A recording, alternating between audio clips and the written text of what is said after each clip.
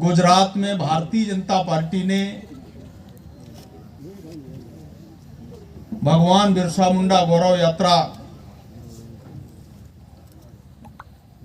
जब प्रारंभ हुआ था और उस यात्रा में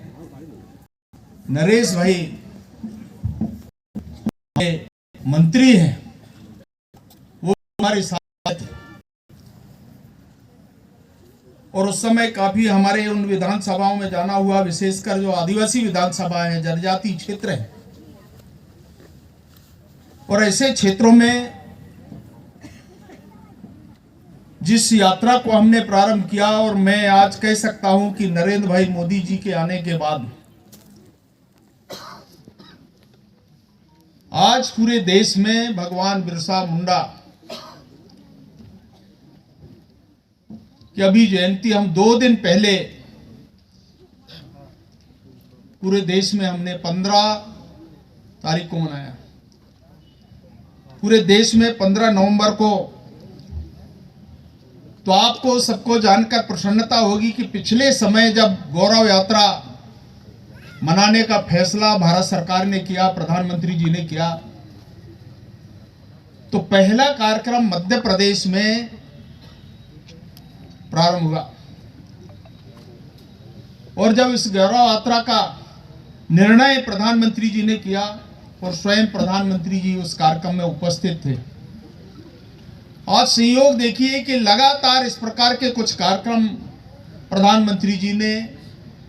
हमारे जनजाति समाज के आदिवासी बंधुओं के लिए, जो महापुरुष हैं, उनमें से भगवान बिरसा मुंडा का नाम सबसे पहले आता है। और जब दूसरी बार हमने गौरव यात्रा मनाया तो हमारे भारत के जो राष्ट्रपति हैं श्रीमती द्रौपदी मुर्मू, और केवल भारत के राष्ट्रपति नहीं है, पहली बार भारत के आदिवासी राष्ट्रपति और महिला वो भी, और इसलिए ये पहली बार इस प्रकार का निर्णय भारत सरकार ने किया, नरेंद्र मोदी जी ने किया। और जब हम दूसरी बार गौरव यात्रा प्रारंभ हमने किया, 15 तारीख को जब मनाने का फैसला किया, तो भगवान बिरसा मुंडा का जो जन्म स्थान है रांची खूंटी जिला पड़ता है, और वहां पर जो गांव है उलयाती, वहां हमारे भारत के राष्ट्रपति जी का जाना हुआ, उसको माल्यार्पण किया, और यही आदिवासियों का सम्मान है। इसके बाद दूसरे कार्यक्रम में वो पूरे देश भर के हमारे ट्राइबल, पता नहीं दामोर जी थे अब शेडोल में, वहां राष्ट्रपति जी का जाना हुआ। ये 2 राष्ट्रपति, और वो भी आदिवासी राष्ट्रपति, महिला राष्ट्रपति, उनने इसकी शुरुआत उनने किया। आज तक देश में आदिवासियों के बारे में कभी चर्चा नहीं होती। मैं गुजरात में बहुत बार आया, और एक समय ऐसा भी समय आया था जब प्रधानमंत्री बनने के पूर्व, जब वो गुजरात के मुख्यमंत्री थे, तो नरेंद्र भाई मोदी जी मुख्यमंत्री के नाते आज देश भर में आदिवासियों के लिए और गरीब आदमी के लिए ये जो गरीब कल्याण मेला है, और इस गरीब कल्याण मेला जब पहली बार गुजरात में उनके मुख्यमंत्री बनने के बाद जब मेला प्रारंभ हुआ, तो उस मेला में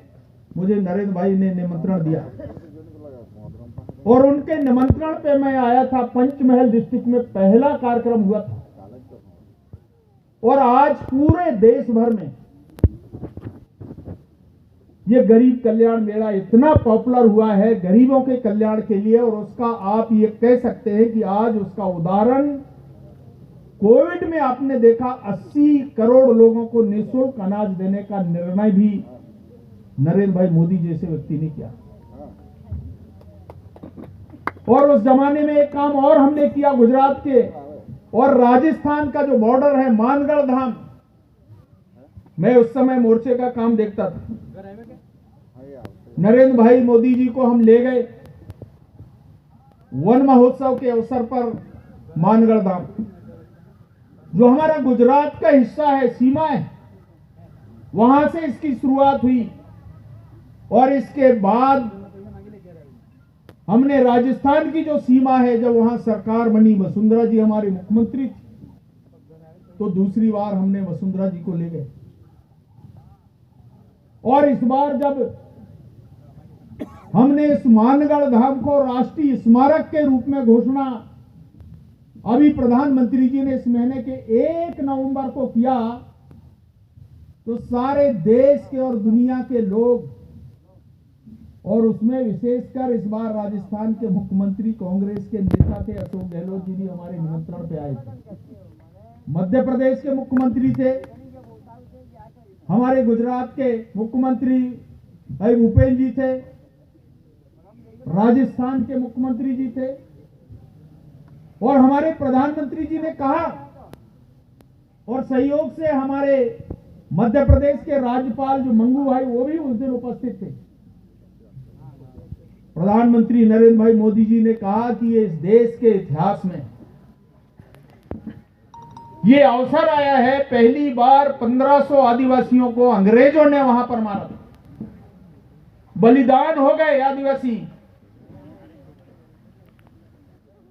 आज वही मानगढ़ धाम आज इस पूरे दुनिया में, और विशेषकर हमने उसको महाराष्ट्र को भी जोड़ा, राजस्थान, गुजरात, महाराष्ट्र, मध्य प्रदेश, ये 4 ऐसे प्रदेशों को जोड़ करके एक पूरे हिंदुस्तान के लिए, राष्ट्र के लिए एक पवित्र स्थान बनाने का फैसला नरेंद्र भाई मोदी जी ने किया। और इतना ही नहीं, इस बार हमने आजादी का अमृत महोत्सव मनाया है, और इस अमृत महोत्सव के अवसर पर पूरे देश के जितने जनजाति समाज के महानुभाव, उसमें भगवान बिरसा मुंडा, टंटिया मामा भील, भीमा नायक, रानी गाडलू,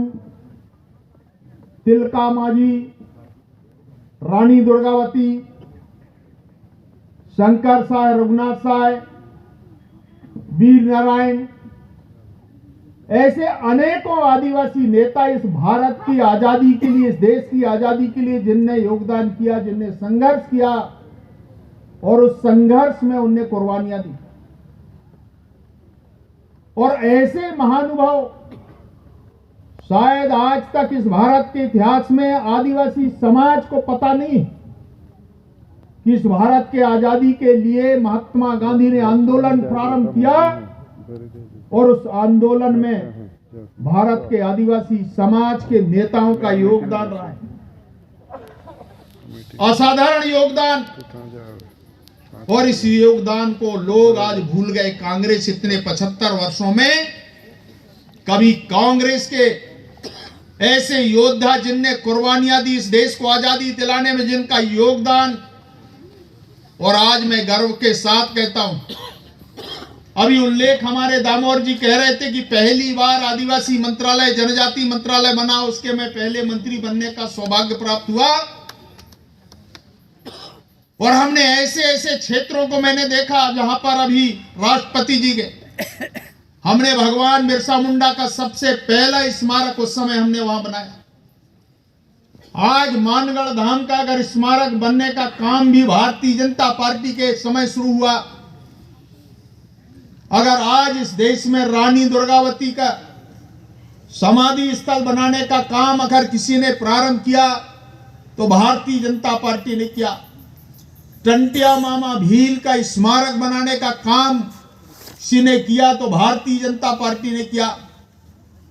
ये पहचान अगर आज